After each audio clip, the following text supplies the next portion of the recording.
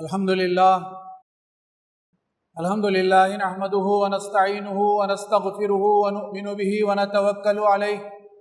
ونعوذ باللہ من شرور انفسنا ومن سیئات اعمالنا من يهده الله فلا مضل له ومن يضلله فلا هادي له ونشهد ان لا اله الا الله وحده لا شريك له ونشهد ان سيدنا ونبينا محمدا عبده ورسوله ارسله الله تعالى بالحق بشيرا ونذيرا وداعيا الى الله باذنه وسراجا منيرا. اعوذ بالله من الشيطان الرجيم. بسم الله الرحمن الرحيم. وقضى ربك الا تعبدوا الا اياه وبالوالدين احسانا اما يبلغن عندك الكبر احدهما او كلاهما فلا تقل لهما اف ولا تنهرهما وقل لهما قولا كريما واخفض لهما جناح الذل من الرحمة وقل رب ارحمهما كما ربياني صغيرا. صدق اللہ العظیم. محترم سامعین، ہمارا خاندانی اور گھریلو نظام جن کم از کم لوگوں پر مشتمل ہوتا ہے،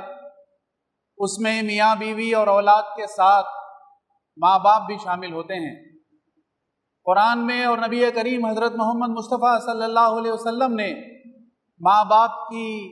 فضیلت، ان کا مقام اور مرتبہ اور ان کی خدمت کا جو صلہ ہے بڑے ہی واضح دو ٹوک انداز میں اور تفصیل سے بتایا ہے. لیکن ہماری سوسائٹی کا جو المیہ ہے، جو مختلف قسم کی خرابیوں کا شکار ہے، کمزوریوں میں مبتلا ہے، اس میں ایک خرابی اور کمزوری یہ بھی ہے کہ والدین کے ساتھ جو حسن سلوک کی تاکید کی گئی ہے، جو حکم دیا گیا ہے، اس معاملے میں بھی ہماری سوسائٹی میں، ہمارے معاشرے میں بڑی کمزوری پائی جاتی ہے. بلکہ اگر یہ کہیں تو بیجا نہ ہوگا کہ چونکا دینے کی حد تک کمزوری اور گراوٹ ہمارے معاشرے میں آ چکی ہے. والدین کے ساتھ جو سلوک ہے اس میں خرابی جو در آئی ہے، اس میں ایک وجہ یہ ہے کہ فیملی کا، خاندان کا تصور بہت محدود ہو گیا ہے. خاندان کا مطلب بیوی اور بچوں کو شامل کیا جاتا ہے اور اسی کو اصل فیملی سمجھا جاتا ہے. والدین کا مقام بعض مرتبہ ایک اضافی چیز بنتا چلا جا رہا ہے، ایک ایکسٹرا آئٹم کے طور پر والدین کو ٹریٹ کیا جاتا ہے. بلکہ یہ کہیں تو زیادہ صحیح ہوگا کہ ہماری اپنی ترجیحات، چاہے وہ مال خرچ کرنے کے معاملے میں ہو، خدمت کے معاملے میں ہو، دوڑ دھوپ کے معاملے میں ہو، والدین کا مقام شاید 5ویں یا 6ٹھے نمبر پر چلا جاتا ہے. معاشرے میں والدین کو، ماں باپ کو ایک کونے میں کرنے کا، ایک طرف کر دینے کا رواج بڑھتا جا رہا ہے. تمام ضروریات کا خیال رکھنا تو دور کی بات ہے، جو کم از کم ضروریات ہے اس کو بھی بوجھ سمجھا جانے لگا ہے. یعنی ماں باپ پر خرچ کرنا، ان کے لیے وقت فارغ کرنا، ان کی بھلائی کا، ان کے خیال رکھنا اور ان کی خدمت کرنا ایک بوجھ کے طور پر محسوس کیا جانے لگا ہے. اور یہ بھی آپ تھوڑا جائزہ لیں تو یہ بات بھی ہمارے سامنے آتی ہے کہ ہمارا جو کل خرچہ ہوتا ہے اس میں بمشکل 2-3% ہوتا ہے جو ماں باپ کے اوپر انسان کرتا ہے. یہ گراوٹ آخر کیوں آئی؟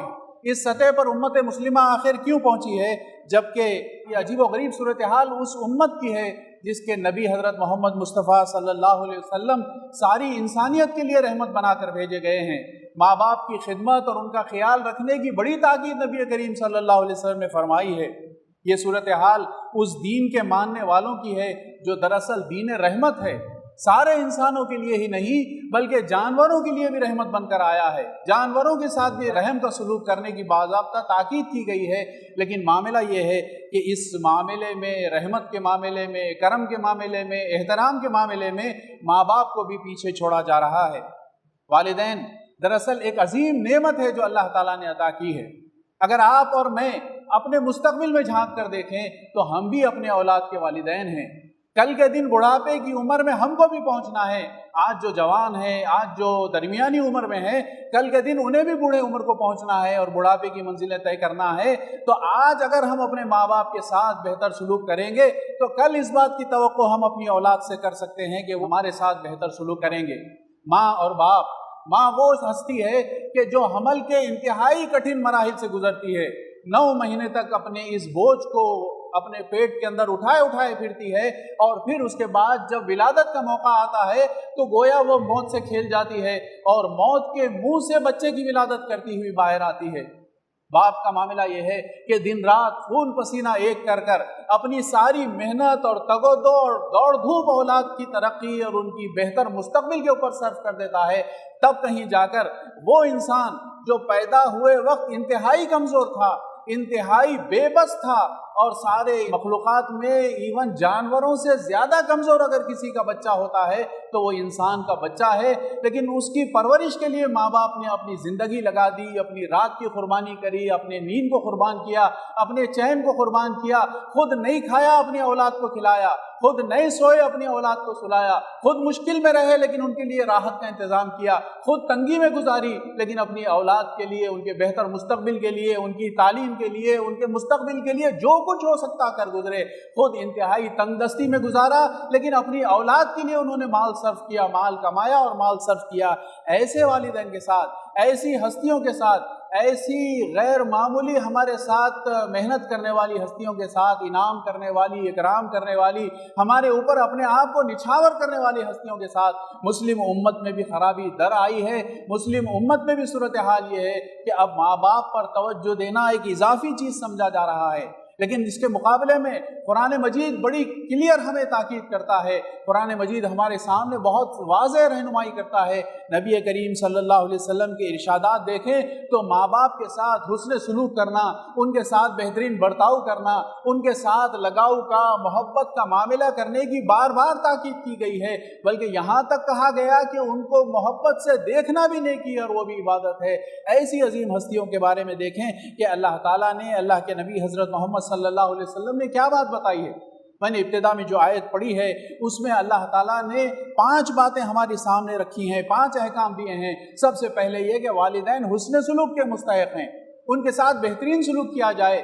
ان کے ساتھ اچھا سلوک کیا جائے۔ اور عربی میں جب حسن کا لفظ استعمال ہوتا ہے تو وہ ایک سپرلیٹو ڈگری ہے کہ جہاں جو کچھ تمہارے بس میں جتنا بہتر ہو سکتا ہے وہ سلوک تمہیں اپنے ماں باپ کے ساتھ کرنا چاہیے۔ اور اس کے بعد دوسری جو بات بتائی گئی کہ انہیں اف تک نہ کہو، ان کے ساتھ بد کلامی کرنا تو دور کی بات ہے، ان کے ساتھ سخت کلامی کرنا تو دور کی بات ہے، ان کی کسی بات پر اف کہنے کی بھی اجازت نہیں ہے۔ حضرت علی رضی اللہ تعالیٰ عنہ فرماتے ہیں کہ اگر والدین کی بے ادبی میں اف سے کم درجہ ہوتا تو بھی اللہ جل شانہ اسے حرام فرما دیتا،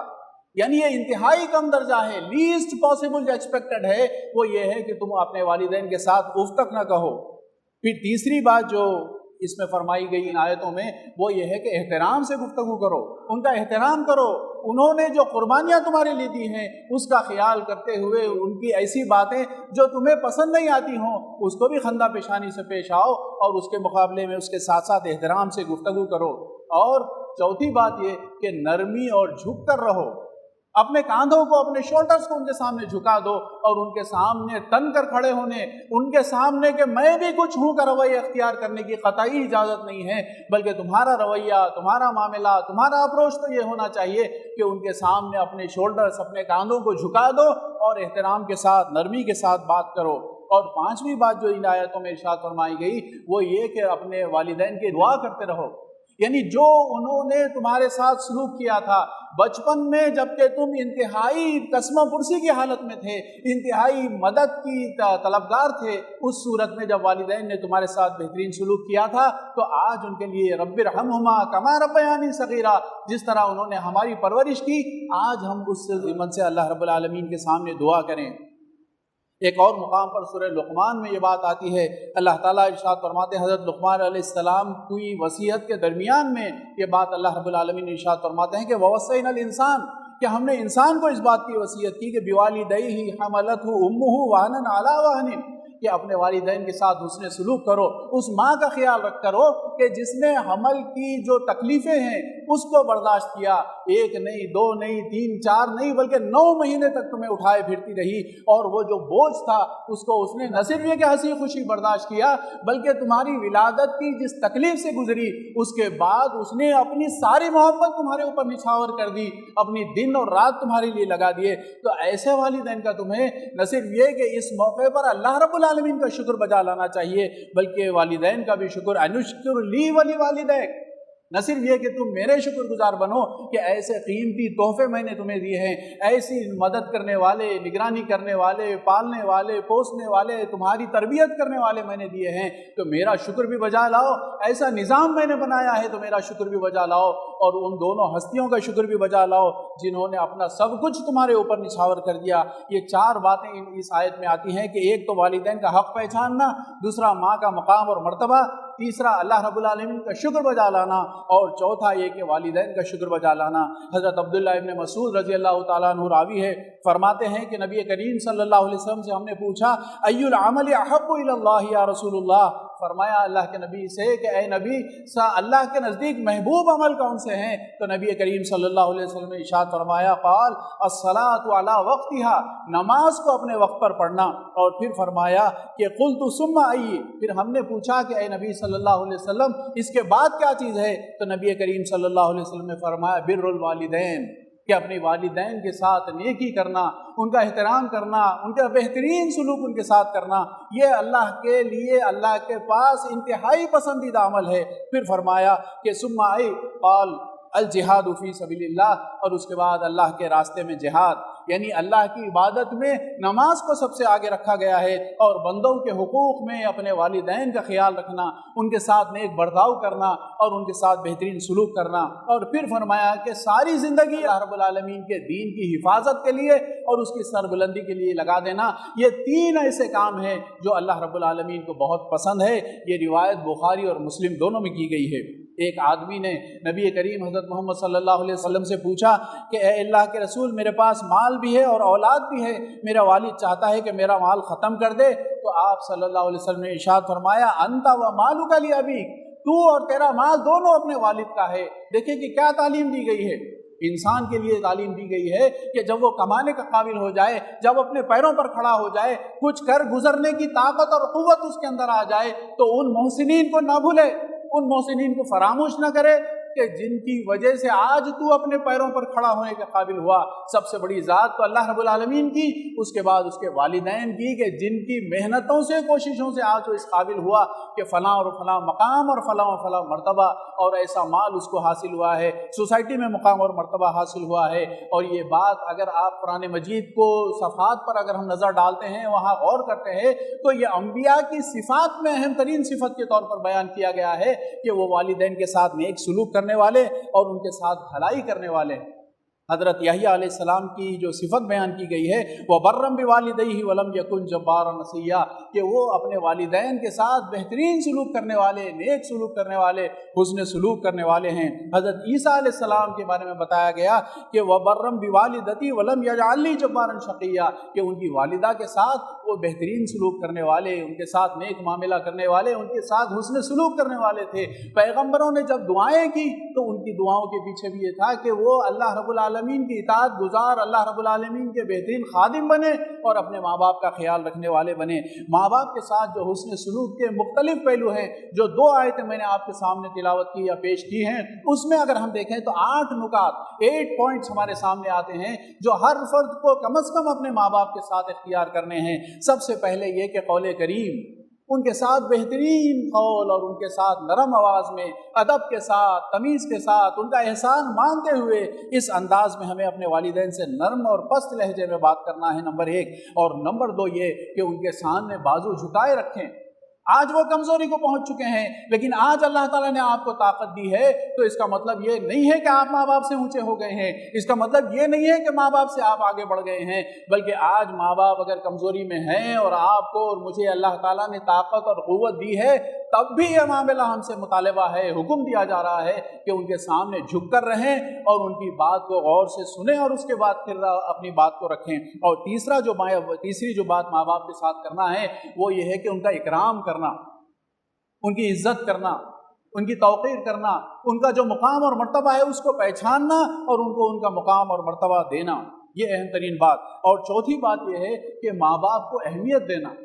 غیر اہم بنا کر گھر میں رکھنا یہ ایک مسلمان کا حضرت محمد صلی اللہ علیہ وسلم کی امتی کا شیوا نہیں ہو سکتا ہے۔ اللہ رب العالمین پر ایمان رکھنے والے کا یہ شیوا نہیں ہو سکتا ہے کہ وہ اپنے ماں باپ کو غیر اہم بنا کر گھر کے اندر رکھ دے، نہ کسی معاملات میں ان سے مشورہ ہو، نہ ان کی کسی بات کے اوپر توجہ دی جائے۔ محمد عربی صلی اللہ علیہ وسلم کی امتی کا معاملہ تو یہ ہے کہ زندگی کے ہر معاملے میں ماں باپ کو اہمیت دی جائے، ان کے قول کو اہمیت دی جائے، ان کے کھانے پینے کے وقت کو اہمیت دی جائے، ان کے آرام کو اہمیت دی جائے۔ غرض یہ ہے کہ ہر معاملے میں ان کو اہمیت دینا، وقت دینا، ان سے مشورے کرنا اور فیصلے کرتے وقت ان کے مشوروں کو اپنے سامنے رکھنا، یہ ماحول گھر کے اندر ڈیولپ کرنا ہے۔ یہ چوتھی ہماری اہم ترین ذمہ داری ہے۔ پانچویں ذمہ داری یہ ہے کہ معروف میں ان کی اطاعت کرنا۔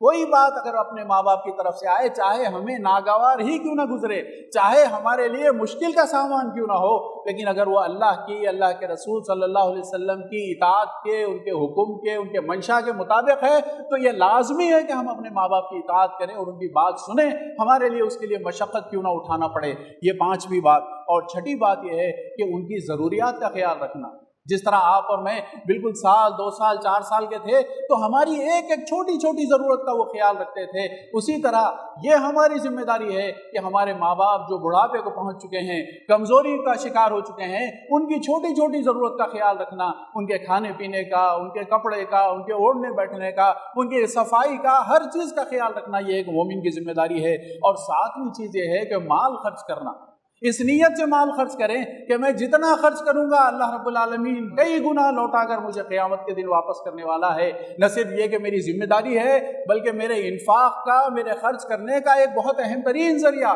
بہت اہم ترین مقام یہ ہے کہ میں اپنے ماں باپ کے اوپر خرچ کروں، ان کی ضروریات پر خرچ کروں اور ان کو خوش کرنے کے لیے خرچ کروں۔ تحفے تحائف اپنے ماں باپ کے لیے لے جائیں، ان کو خوش کرنے کی کوشش کریں تاکہ ان کو خوش کر کے آخرت میں جہنم کے عذاب سے بچا جا سکے اور جنت میں داخلہ یقینی ہو سکے۔ 8واں اور آخری پوائنٹ اور بڑا اہم پوائنٹ یہ ہے کہ ان کے لیے مسلسل دعا کرتے رہنا ہے، ان کی صحت کے لیے، ان کی آخرت کے لیے، ان کی کامیابی کے لیے، ان کے بہترین انجام کے لیے، اور جو کوشش اور جو محنت انہوں نے کی ہے اس کے بدلے کے لیے اللہ رب العالمین کے سامنے ہمیشہ ہم کو دعا کرتے رہنا ہے۔ اگر یہ نہ ہو تو پھر ہمارے لیے انجام بد کی دھمکی بھی آئی ہے۔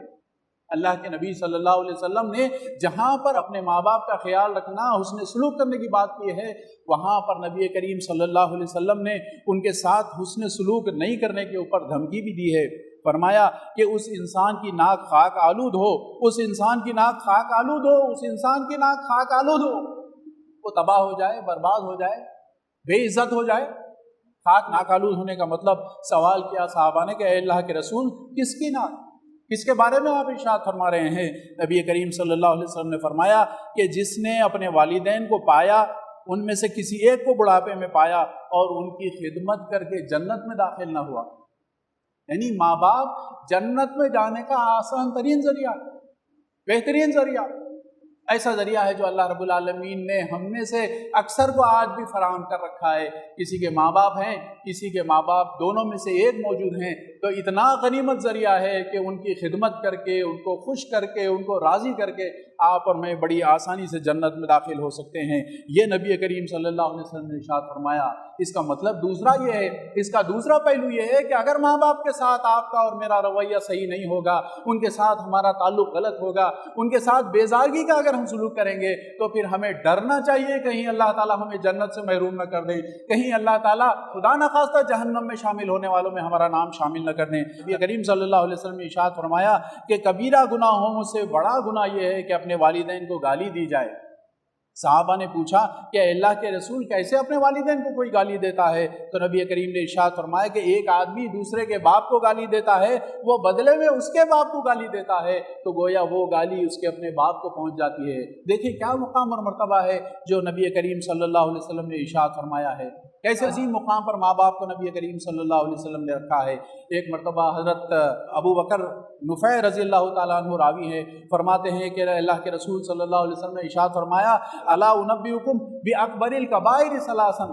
کہ کیا میں تمہیں بتاؤں کہ کبیرہ گناہوں میں سے بھی کون سے کبیرہ گناہ بہت بڑے ہیں؟ تو صحابہ نے پوچھا بھلا یا رسول اللہ ضرور ہمیں بتائیے۔ دیکھیں صحابہ کی جو کیوریاسٹی ہے، صحابہ کا جو طرز عمل ہے کہ کبیرہ گناہوں سے بچنا ہے۔ 3 کبیرہ گناہوں کا ذکر کیا، ایک تو شرک ہے، دوسرے جھوٹ ہے، اور دوسری بات جو ارشاد فرمائی وہ یہ ہے کہ اپنے والدین کے ساتھ انسان وعقوق الوالدین، اپنے والدین کے ساتھ بدسلوکی کرنا، ان کے ساتھ ناروا سلوک اختیار کرنا۔ حضرت ابی امامہ رضی اللہ تعالیٰ عنہ فرماتے ہیں کہ ان رجلا قال یا رسول اللہ ما حق الوالدین علی ولدہما قال ہما جنتک و نارک،